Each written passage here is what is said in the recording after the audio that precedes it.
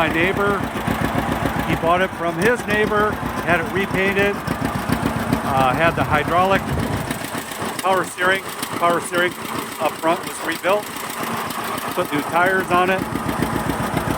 They repaired the rim at that time, so that's got an inside rim repair. He said it holds air. He used it for hauling manure and running an auger, so it's been used pretty frequently, which of course, as you know, is the best thing for these old tractors.